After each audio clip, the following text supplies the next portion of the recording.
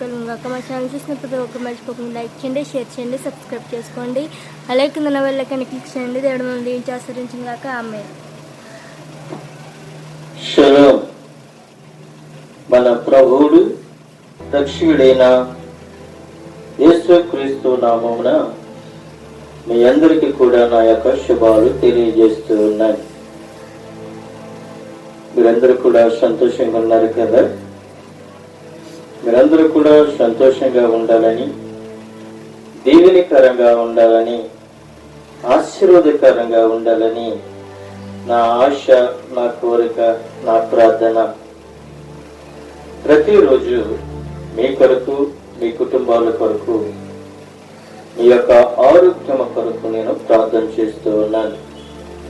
అలాగే నా కొరకు, నా పరిచర్య కొరకు, నా కుటుంబం కొరకు మీరందరూ కూడా వ్యక్తిగతమైన ప్రార్థనలో జ్ఞాపకం చేసుకుంటూ మా కొరకు మీరు ప్రార్థన చేస్తూ ఉన్నారని నేను నమ్ముతూ ఉన్నాను. మనమందరము కూడా ఒకే తల్లి గర్భంలోంచి వచ్చిన బిడ్డలమై ఉన్నాం. వేరే వేరే తల్లిలు కావచ్చు, వేరే వేరే తండ్రులు మనకి కావచ్చు. కానీ మనమందరము కూడా యేసయ్య రక్తములో కడగబడి ఉన్న మనమందరము కూడా అన్నా చెల్లెలము, అక్కా తమ్ముళ్ళము, తల్లి బిడ్డలము. ఆయన మనలందరినీ కూడా ఆయన పిల్లలుగా చేసుకున్నందుకు మనం ఎంతో ధన్యులము. ఎందుకనంటే దేవుని యొక్క వాక్యము ఎవరైతే వింటారో, ఎవరైతే విని గ్రహిస్తారో వారు మాత్రమే ధన్యులు అని ప్రభు సెలవిస్తూ ఉన్నారు. ఈరోజు మనము ప్రాముఖ్యమైన సమయంలోనికి వచ్చి ఉన్నాము. అయితే పరిశుద్ధమైన లేఖనముల నుండి దావీదు రాసిన, అలాగే ప్రధాన గాయకుడు కౌరవ కుమారుడు రచించిన కీర్తన 85వ అధ్యాయము 5వ వచనము మనము చదువుకున్నట్లయితే అక్కడ ఒక మాట మనకి తెలియపరుస్తూ ఉన్నాడు. కౌరవ కుమారుడైన రచించిన ఈ కీర్తన 85వ అధ్యాయము 5వ వచనము, ఎల్ల కాలము మా మీద కోపగించెదవా, తరతరములు నీ కోపము సాగించెదవా, నీ ప్రజలు నీ యందు సంతోషించినట్లు నీవు మరల మమ్మును బ్రతికించెదవా. యెహోవా, నీ కృప మాకు కనుపర్శము, నీ రక్షణ మాకు దయచేయమని ఇక్కడ పరిశుద్ధాత్మ దేవుడు మనకి బయలుపరుస్తూ ఉన్నాడు. ఈ ప్రధాన గాయకుడైన కౌరవ కుమారుడు ఏమని అడుగుతూ ఉన్నాడు అని అంటే, యెహోవా, నీ కృప మాకు కనపరుచము, నీ రక్షణ మాకు దయచేయము అని ఆయన కీర్తన పాడుతూ ఉన్నాడు. అయితే మనము ఏ కీర్తనలు పాడుతున్నామో అని ఒక్కసారి మనము జ్ఞాపం చేసుకోవాలి. ఇక్కడ కౌరవ కుమారులు దేవునిని అడుగుతూ ఉన్నారు, రక్షణ మాకు దయచేయమని అడుగుతూ పాటలు పాడుతున్నట్లుగా అక్కడ మనకి కనబడుతూ ఉంది. అయితే ప్రియమైన దేవుని యొక్క బిడ్డలారా, మన జీవితాలలో చాలా పాటలు కనబడుతూ ఉంటాయి. ఏ పాటలు మనకు కనబడుతూ ఉంటాయి అంటే, కొంతమంది మొబైల్లో పాటలు వింటూ ఉంటారు, కొంతమంది టీవీలో పాటలు వింటూ ఉంటారు, కొంతమంది రేడియోలో పాటలు వింటూ ఉంటారు, కొంతమంది తన హృదయములతో పాడుకుంటూ ఉంటారు.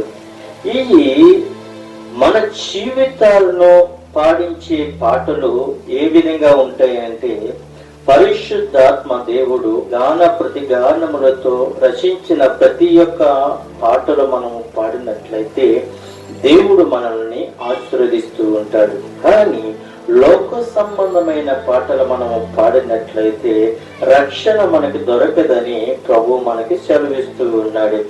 అయితే ఇక్కడ మనం చూస్తున్నట్లయితే మరి ఈ కోర కుమారులు ఎవరిని అడుగుతూ ఉన్నారు అనంటే పరిశుద్ధాత్మ దేవుడిని, సైన్యములకి అధిపతైన యెహోవా దేవుడిని అడుగుతూ ఉన్నాడు. నీ కృప మాకు కనుపరుషము, నీ రక్షణ మాకు దయచేయమని సైన్యములకు అధిపతైన యెహోవా దేవుడిని అడుగుతూ ఎలాగంటూ ఉన్నాడు. దేవుడైన యెహోవా చలవిచ్చిన మాట నేను చెవి పెట్టేదను అంటున్నాడు. ఆయన తన ప్రభావ ప్రజలతోనూ తన భక్తులతోనూ శుభవచనమును చలవిచ్చును, వారు మరల బుద్ధిహీనులు కాకుండురు గాక అని ఇక్కడ ఆయన చలవిస్తూ ఉన్నాడు. ఇక్కడ మన బుద్ధిహీనులు కాకుండా ఉండాలి అనంటే దేవుడిని ప్రతిరోజు కూడా ఉదయం లెగిసిన వెంటనే మనం ఏమి కలిగి ఉండాలి అనంటే ప్రార్థన కలిగి ఉండాలి. ప్రార్థన కలిగి మనం ఉన్నట్లయితే దేవుడు మనతో ఆయన మాట్లాడుతూ ఉంటాడు. ఇక్కడ కొన్ని ప్రార్థనలు మనకు కనబడుతూ ఉంటాయి. కొన్ని ప్రార్థనలు నిలబడి చేసిన ప్రార్థన దేవుడు ఆలకిస్తాడు. అలాగే కూర్చుని చేసిన దేవుడు మన ప్రార్థన ఆలకిస్తాడు. అలాగే పడుకుని చేసిన దేవుడు మన ప్రార్థన ఆలకిస్తాడు. అలాగే ప్రయాణంలో మనం ప్రయాణిస్తున్నప్పుడు కూడా బస్సులో కూర్చుని మనం ప్రార్థన చేసుకున్నప్పుడు మన ప్రార్థన ఆలకిస్తాడు. బైకుల మీద వెళుతూ దేవుణ్ణి ప్రార్థించుకున్నప్పుడు దేవుడు ప్రార్థన వింటూ ఉంటాడు. ఆపదలో మనం ఉండి ప్రార్థన చేసినప్పుడు దేవుడు మన ప్రార్థనని ఆలకిస్తాడు. అలాగే మనం సంతోషంగా ఉన్నప్పుడు కూడా మనము పాటలు పాడి ప్రార్థన చేస్తే ఆ ప్రార్థన కూడా దేవుడు వింటాడు. ప్రియమైన దేవునికి బిడ్డలుగా అందుకే దేవుడు అంటున్నాడు, మీరు మీ గదిలోనికి వెళ్ళి తలుపులు వేసుకుని నీ రహస్యమున్న దేవునికి మొర్రపెట్టుడి అని అంటున్నాడు. ప్రార్థన అనేది చాలా ప్రాముఖ్యం. ప్రార్థన అనేది చాలా విలువైనది. మోకరించి ప్రార్థన చేసినప్పుడు దేవుడు నీతో మాట్లాడుతూ ఉంటాడు, నీవు దేవునితో మాట్లాడుతూ ఉంటావు. ఎందుకనంటే ప్రతిరోజు దేవుడు మనతో మాట్లాడుతున్న దేవుడు. ఆయన మాట్లాడుతున్న దేవుడు. ఆయన మోగవాడు మాత్రము కాదండి, ఆయన మాట్లాడుతూ ఉన్న దేవుడు. మనుషులతో మాట్లాడుతున్న దేవుడు. మనుషులతో సంభాషిస్తూ ఉన్న దేవుడు. నీ కుటుంబంతో మాట్లాడుతూ ఉన్న దేవుడు. నీ బిడ్డలతో మాట్లాడుతున్న దేవుడు. అయితే ఆయన అంటున్నాడు, మీరు నా యందు విశ్వాసం ఉంచండి, మీరు నా యందు నమ్మకం ఉంచండి, మీరు నన్ను ప్రేమించండి, మీరు నన్ను ఎలాగైతే ప్రేమిస్తూ ఉన్నారో నేను కూడా మిమ్మల్ని నేను ప్రేమిస్తూ ఉన్నాను అని అంటున్నాడు. సర్వజనులారా అని పిలుస్తున్నాడు. మీరు యేసయ్య అంటున్నాడు, సర్వలోకములకు వెళ్ళండి అని ఆయన పిలుస్తూ ఉన్నాడు. ఆయన పిలుస్తూ ఉన్నాడు, పంపిస్తూ ఉన్నాడు. ఆయన మనల్ని ఆహ్వానిస్తూ ఉన్నాడు. ఒక మాటలో చెప్పినట్లయితే, సమస్త జనులారా నా యొద్దకు రండి, మీకు విశ్రాంతి దొరుకుతుంది అని చెప్తూ ఉన్నాడు. ప్రభువైన యేసుక్రీస్తు అంటున్నాడు, మీరు సర్వలోకములకు వెళ్ళి సర్వ సృష్టికి మీరు సువార్తని ప్రకటించండి అని అడుగుతున్నాడు. ఆయన పిలుస్తూ ఉన్నాడు. రెండోదిగా ఆయన పంపుతూ ఉన్నాడు. ఆయన పిలిచే దేవుడు, ఆయన పంపే దేవుడు. పిలిచినప్పుడు మనము మన చెవులు తెరవబడాలి. మన చెవులు మందకరముగా ఉండకూడదు. మన చెవులు తెరవబడినట్లయితే ఆయన పిలుపు మనకి వినబడుతూ ఉంది. మన చెవులు ఎప్పుడైతే మూసుకుపోతాయో అప్పుడు ఆయన మాటలు మనకి వినబడవు. నా కుమారుడా, నా కుమార్తె అని పిలిచినప్పుడు అయ్యా నేను ఉన్నాను అని ఆయన మాటకు లోబడితే, చూడండి సమయాలు దేవుని యొక్క మందసము దగ్గర ఆయన పడుకున్నప్పుడు సమయలతో దేవుడు 3 సార్లు మాట్లాడాడు. సమయలు అని పిలిచాడు. అయ్యా అని ఏలీ దగ్గరికి పరిగెత్తాడు. దేవుడు మళ్ళీ సమూయేలు అని పిలిచాడు. మళ్ళీ ఏలీ దగ్గరికి పరిగెత్తాడు. మూడోసారి సమూయేలు అని పిలిచాడు. సమూయేలు ఏలీ దగ్గర పరిగెట్టినప్పుడు, అయ్యా నువ్వు పిలిచావా అని అడిగినప్పుడు, నేను పిలవలేదు. ఈసారి నేను పిలిస్తే అయ్యా నేనున్నాను అని చెప్పు అని అడిగినప్పుడు, ఆయన మళ్ళీ మరొకసారి పిలిచినప్పుడు, అయ్యా నేనున్నాను అని అన్నాడు. ఎంత గొప్ప దేవుడు మన దేవుడు! ఆయన పిలుస్తున్న దేవుడు, ఆయన పిలుస్తున్న దేవుడు. నువ్వు నిద్రపోతున్నావేమో, నిద్రలో పిలిచే దేవుడు. ఆపదలో ఉన్నావేమో, ఆయన పిలిచే దేవుడు. నువ్వు శోధనలో ఉన్నావేమో, ఆయన పిలిచే దేవుడు.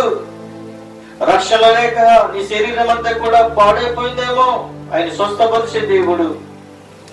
మరణపాశములలో ఉన్నావేమో, ఆయన మరణము నుండి తప్పించే దేవుడు. పాపం అనే ఊబులో కూరుకుపోతున్నావేమో, దేవుడు నీ పాపములను క్షమించి పాప ఊబుల నుండి తప్పించిన దేవుడు మన దేవుడు. ఆయన నీ కొరకు నా కొరకు మరణించాడు. ఆయన నీ కొరకు నా కొరకు రక్తము కార్చాడు. ఆయన నీ కొరకు నా కొరకు ఆయన శరీరము దున్నబడింది. ఆయన నీ కొరకు నా కొరకు మేకలు కొట్టించుకున్నాడు. ఆయన నీ కొరకు నా కొరకు ముళ్ళు కిరీటం పెట్టించుకున్నాడు. ప్రియమైన దేవునికి విడుదల, నీ కొరకు నా కొరకు ప్రాణం పెట్టే దేవుడు ఈ ప్రపంచంలో ఎవరు లేరు ఈ రోజుని. అందుకే మనం ఏమి కలిగి ఉండాలి అంటే, మాకు రక్షణ కావాలి ప్రభువా అని ప్రతిరోజు కీర్తనలు పాడాలి.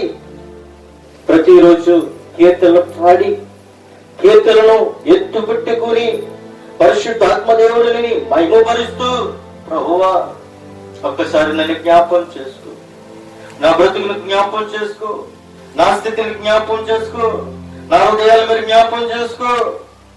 ఒకప్పుడు నేను ఎందుకు పనికిరాని వాడిని, ఒకప్పుడు నేను లోకంలో తిరిగిన వాడిని, ఒకప్పుడు నేను సమాజంలో తిరిగిన వాడిని, ఒకప్పుడు నన్ను అనేక మంది ఎలివేసిన వారు, ఒకప్పుడు నన్ను అనేక మంది దూషించిన వారు, ఒకప్పుడు నన్ను ముఖము మీద ఉమ్మూసిన వారు, ఒకప్పుడు నన్ను లేనిపోని మాటలు, అబద్ధమైన మాటలు, లేనిపోని అనేకమైన దోషకరమైన మాటలు నా మీద మోపి ఉన్నారు. అయితే నీ రక్షణ నా మీదకు వచ్చినప్పుడు, నీ కృప నా మీదకు వచ్చినప్పుడు, నీ దీవులను నా మీదకు వచ్చినప్పుడు, నీ ఆశీర్వాదం నా మీదకు వచ్చినప్పుడు, నన్ను పవిత్రకు పరిచినప్పుడు అనేక మంది నన్ను గౌరవిస్తున్నారు, నన్ను ప్రేమిస్తూ ఉన్నారు, నన్ను ఆదరిస్తున్నారు, నన్ను ప్రతిరోజు పిలుస్తూ ఉన్నారు, ప్రతిరోజు ప్రార్థనలో ఏకీపిస్తున్నారు. ఎందుకో తెలుసా? దేవుడు నిన్ను ప్రేమించాడు కాబట్టి, దేవుడు నన్ను ప్రేమించాడు కాబట్టి, దేవుడు నన్ను ఆదరించాడు కాబట్టి, దేవుడు నన్ను పాపము నుండి ఇమోషన్లోనికి మనల్ని నడిపించాడు కాబట్టి. అయ్యా అమ్మా, పరిశుద్ధాత్మదేవుడు నన్ను పిలుస్తూ ఉన్నాడు. అందుకే ఆయన అంటున్నాడు, నీ రక్షణ నాకు అనుగ్రహించము. మరి ఒక మాట మనం చూసినట్లయితే,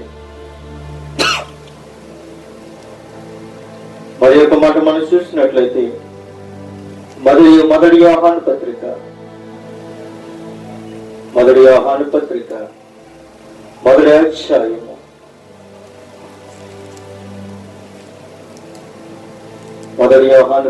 మొదటి అధ్యాయము 9వ వచనములో ఒక మాట మనకి దేవుడు సెలవిస్తూ ఉన్నాడు. యేసుక్రీస్తు ప్రభువు వారు మనతో మాట్లాడుతూ ఉన్నాడు. మన పాపములను మనము ఒప్పుకుని ఎడల ఆయన నమ్మదగిన వాడు. ఆయన అంటూ ఉన్నాడు, మన పాపములను మనము ఒప్పుకుని ఎడల ఆయన నమ్మదగిన వాడు, నీతిమంతుడును గనుక ఆయన మన పాపములను క్షమించి సమస్త దుర్నీతి నుండి మనల్ని పవిత్రులుగా చేయను. సమస్త దుర్నీతుల నుండి మనల్ని పవిత్రులుగా చేస్తున్నాడు. ఎందుకో తెలుసా? మన పవిత్రులుగా ఎందుకని చేశాడో తెలుసా? మనం ఏమో ఒప్పుకోవాలి అనంటే మన పాపములను ఒప్పుకోవాలి. నువ్వు అనుకోవచ్చేమో, నేను శరీరంతో పాపం చేశాను అని అనుకోవచ్చేమో. పాపం అంటే శరీరానికి సంబంధించిన పాపం కాదండి. మనము మన తల్లిదండ్రుల పట్ల పాపంలో పుట్టి పాపంలో పెరుగుతూ పాపంలో జీవిస్తూ ఉన్నాం. మనము పాపంలో పెరుగుతూ ఉన్నాం.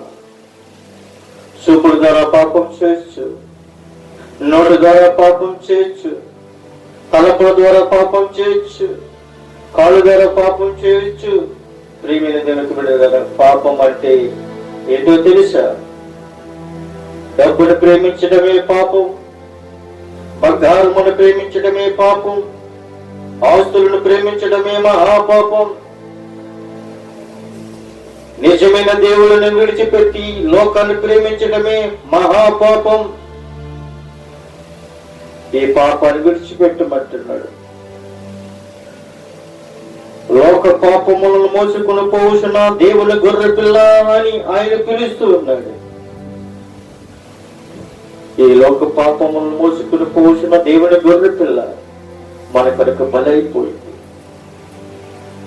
నీ కొరకు, నా కొరకు, ఈ పాపము కొరకు, నా పాపము కొరకు ఆ గొర్రె పిల్ల బలైపోయింది. బలైపోవటమే కాదు, నీ కొరకు, నా కొరకు 3వ దినాన తిరిగి లేచింది. ఆయన 3వ దినాన తిరిగి లేవడమే కాదు, ఆయన తన యొక్క తండ్రి యొక్క సింహాసనానికి ఆరోహణమయ్యాడు. ఆయన ఆరోహణం అవడమే కాదు, నేను ఎలాగైతే ఆరోహణమైన తండ్రి యొద్దకు ఎలాగైతే వెళ్ళి ఉన్నానో అలాగే మళ్ళీ తిరిగి నేను మీ మధ్యకి, ఈ లోకానికి నేను రాబోతూ ఉన్నాను. నేను మాట తప్పని దేవుడును, మీ పాపములు కడిగిన దేవుడును, మిమ్మల్ని రక్షించిన దేవుడును, మిమ్మల్ని శోధన నుంచి విడుదల చేయగలిగిన దేవుడును, మిమ్మల్ని పవిత్రులుగా చేసిన దేవుడును, నేను చెప్ప వేరొక దేవుడు నీకు ఉండకూడదు అని ఖచ్చితంగా ఆయన చెప్పి ఉన్నాడు. ఈ లోకంలో ఎందరో అనేకమైన సందర్భాలను పట్టుకొని నిజమైన దేవుడిని విడిచిపెట్టి లోక సంబంధమైన నాదులతో తిరుగుతూ ఉన్నాము. ఈ రోజు రక్షించే దేవుడు, మాట్లాడే దేవుడు, నడిపించే దేవుడు, నీ కుటుంబాన్ని కాపాడే దేవుడు, నీ బిడ్డలను రక్షించే దేవుడు, సమస్తమును దర్శనముల ద్వారా మాట్లాడుతున్న పరిశుద్ధాత్మ దేవుడిని మర్చిపోయి లోకనాథులతో మనం సహవాసం చేస్తున్నాం. స్నేహితులుగా తిరుగుతూ ఉన్నాం. ప్రియమైన దేవుని యొక్క బిడ్డలారా, ఆయన అంటున్నాడు, మన పాపములను మనం ఒప్పుకుని ఎడలా మనము మన పాపములను ఒప్పుకోవాలి. నువ్వు అనుకోవచ్చేమో, నేను ఏ పాపం చేశానని నువ్వు అనుకోవచ్చేమో.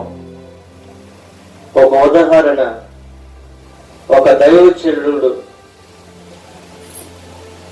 ఆయన సాక్ష్యం చెప్తూ ఉన్నాడు.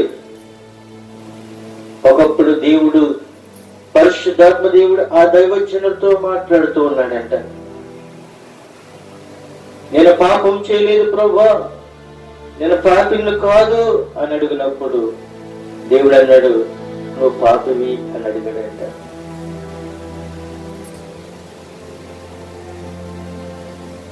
నేనేమో పాపిని ప్రభువా, నువ్వే కదా నన్ను పరిచర్యలో నడిపిస్తూ ఉన్నావు, నీవే కదా సువార్తను ప్రకటిస్తామన్నావు, నువ్వే కదా వాక్యాన్ని అందించమన్నావు, నేను పాపిని కాదని ఎలా నువ్వు ప్రార్థన చేస్తున్నావు, నువ్వు పాపివి అని అడిగాడు. నేను ఏ పాపం చేస్తానో ఆ పాపములను కనపరిచి ప్రభువా, ఆ తప్పులను దిద్దుకుంటాను అని చెప్పినప్పుడు పరిశుద్ధాత్మ దేవుడు ఆ దైవజనుడికి దేవుడు దర్శనము ద్వారాగా ఆ దర్శనములో చూపించాడట. తన 5వ సంవత్సరములో అతను చదువుకుంటున్న సమయంలో తన తండ్రి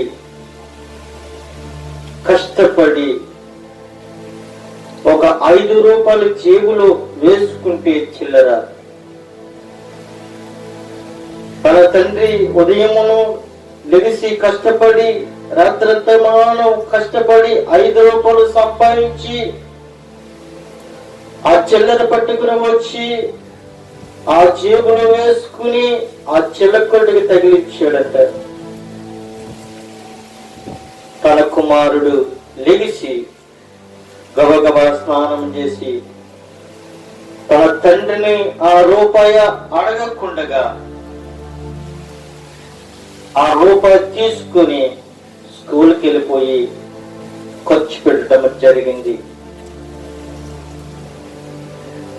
చూడండి ప్రియమైన దేవునికి బిడ్డలారా, నీ తండ్రియే, నీ తల్లే, నీ కుటుంబమే నువ్వు అనుకుంటున్నావేమో, అడగకుండగా తీసింది అది దొంగతనమే.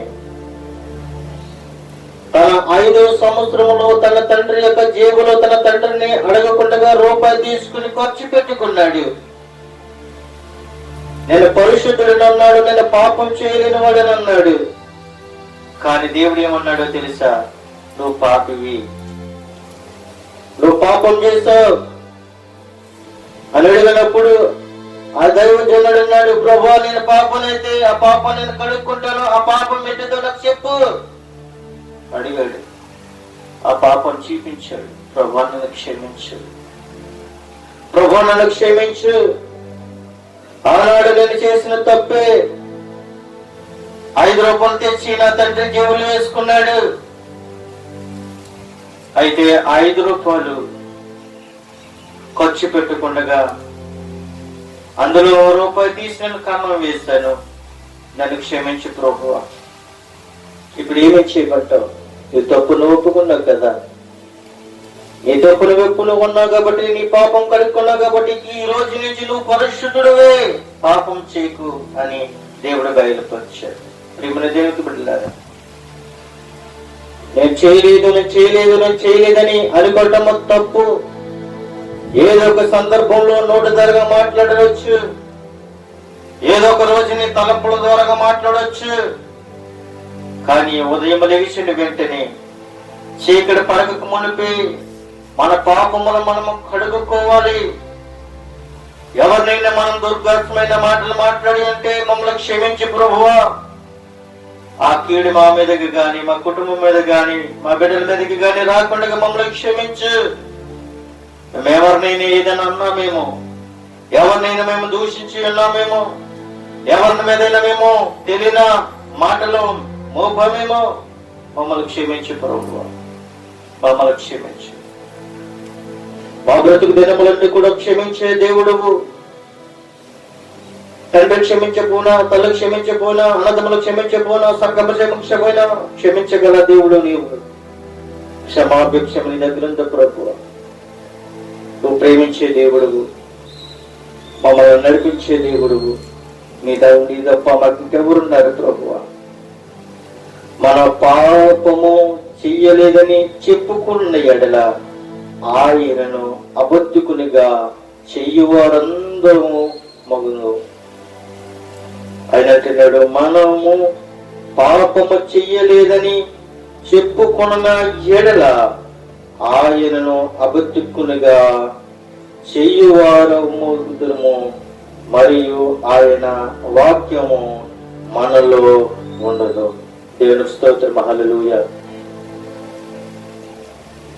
నేను పాపం చేయలేదు, నేను ఏ దోషము చేయలేదు, ఏ అబద్ధము ఆడలేదు అని అంటే, నువ్వు ఈరోజు నీ విన్న వాక్యం అంతా కూడా ఏమైపోతుందంటే మనలో ఉండదంట.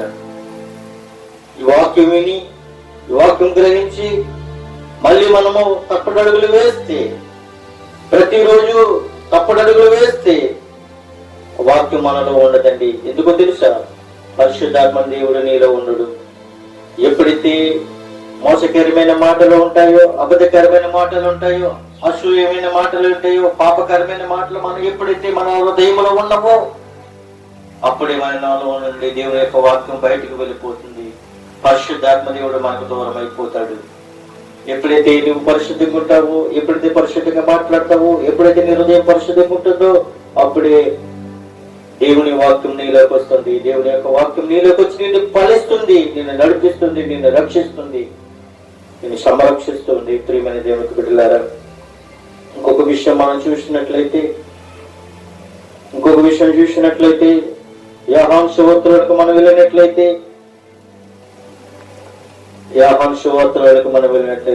21వ అధ్యాయము 15వ వచనము 17వ వచనము మనం చదువుకుంటే ఆయన ఒక మాట అంటున్నాడు.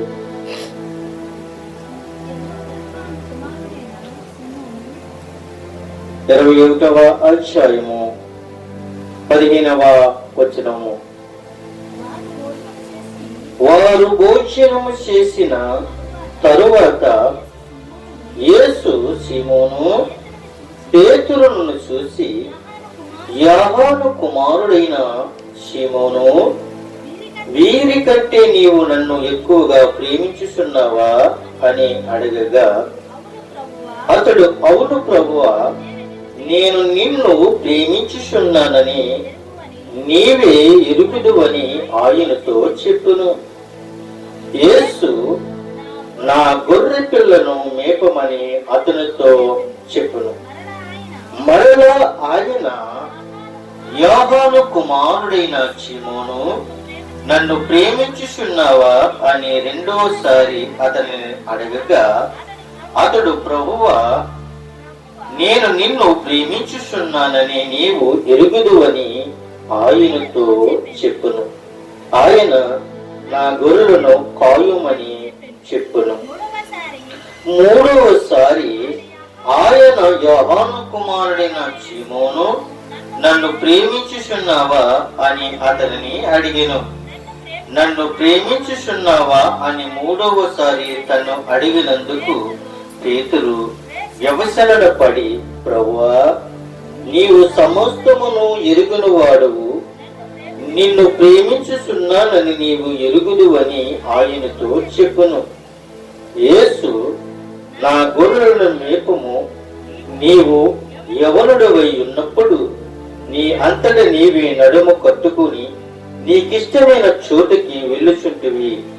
నీవు ముసలివాడవైనప్పుడు నీ చేతులు నీవు సాసుదువు, వేరొకడు నీ నడుమున్న కట్టి నీకిష్టము కాని చోటికి నిన్ను మోసుకుని పోనని నీతో నిశ్చయముగా చేస్తున్నానని అతనితో చెప్పును. ప్రియమైన దేవునికి బిడ్డలారా, ఇక్కడ 3 సంభాషణలను ఇక్కడ పరిశుద్ధాత్మ దేవుడు యేసుక్రీస్తు ప్రభు వారు పేతురుతో అడుగుతూ ఉన్నాడు. ఏమని అడుగుతున్నాడు అనంటే, నిన్ను ప్రేమించుచున్నానని ఎరుగుదునని ఆయనతో చెప్తూ ఉన్నాడు. ప్రియమైన దేవునికి బిడ్డలారా, నీవు నన్ను ఎక్కువగా ప్రేమించుచున్నావా అని అడుగుతూ ఉన్నాడు. ఆయన ఏమంటున్నాడు? ప్రభువైన యేసుక్రీస్తు పేతురుని అడుగుతున్నాడు, నీవు నన్ను ప్రేమించుచున్నావా, నువ్వు నన్ను ప్రేమించుచున్నావా అని చెప్పినప్పుడు ఆయన అంటున్నాడు, ఎరుగుదు అని ఆయనతో చెప్పును. ఆ మాటకి ఆయన అంటున్నాడు, నా గొర్రె పిల్లను మేపుము అంటున్నాడు. నా గొర్రె పిల్లను మేపడమే కాదు, నా గొర్రెలను కాయము అని చెప్తూ ఉన్నాడు. నా గొర్రెలను కాయము,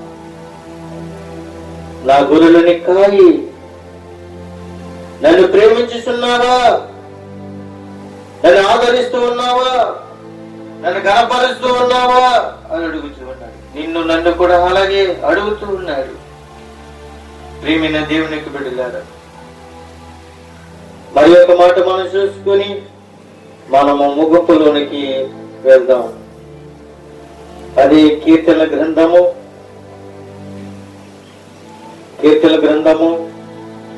32వ అధ్యాయము 32వ అధ్యాయము మొదటి 2 వచనాలు మనం చదువుకొని మనం ముగించుకుందాం. తన అతిక్రయములకు పరిహారము నొందిన వాడు తన పాపమునకు ప్రాయశ్చిత్తము నొందిన వాడు ధన్యుడు. నిజమే ప్రియమైన దేవునికి బిడ్డలారా, ఇక్కడంటూ ఉన్నాడు, తన పాపమునకు ప్రాయశ్చిత్తము నొందిన వాడు ధన్యుడు. మనము పాపములను తీసుకునేవారిలాగా, మన పాపములను కడుక్కునేవారిలాగా మనం ఉండాలి. 2వ వచనంలో మనం చూసినట్లయితే, యెహోవా చేత నిర్దోషి అని ఎంచబడినవాడు, ఆత్మలో కపటం లేనివాడు ధన్యుడు. దేవునికి స్తోత్రం, హల్లెలూయా. ఇక్కడ అంటున్నాడు, యెహోవా చేత నిర్దోషి అని ఎంచబడిన వాడు, ఆత్మలో కపటము లేనివాడు ధన్యుడు. దేవుని చేత మనం అనిపించుకోవాలి. దేవుని చేత మనము నిర్దోషి అని ఆయన చేత అనిపించుకోవాలి. దేవుడే అన్నాడు, యోబును చూపించాడు. యోబును చూపించి, యోబు నీతిమంతుడు, యథార్థమంతుడు, న్యాయవంతుడు, అతనిలో ఎటువంటి పాపము లేనివాడు అని దేవుడే యోబుని గణపరిచినట్లుగా, యోబుని పైన పెట్టినట్లుగా అక్కడ మనకి కనబడుతూ ఉంది. ప్రియమైన దేవునికి బిడ్డలారా, యెహోవా చేత నిర్దోషి అని మనం ఎంచుకోవాలి, అనిపించుకోవాలి. నీవైనా నేనైనా, నా కొడుకు పాపం లేనివాడు, నా పాపం లేనివాడు, నా కుమార్తె పాపం లేనిది, నా భార్య పాపం లేనిది, నా భర్త పాపం లేనివాడు, నా కుటుంబం పాపం లేదని దేవుని చేత నీవు చెప్పించుకున్నప్పుడే అప్పుడు ఆత్మలో నీవు ఏమవుతావు తెలుసా? ధన్యుడు అవుతావు.